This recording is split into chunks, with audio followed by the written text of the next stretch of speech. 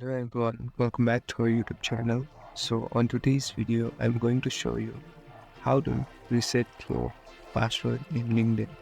First of all, open your LinkedIn application. Now click on this profile icon.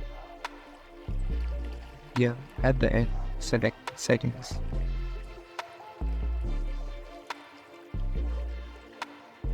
Click on sign in and security. Here, select change password. Type your current password here.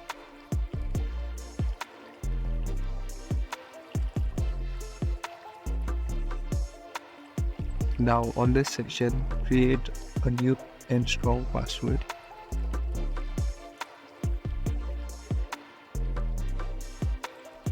Retype the password again.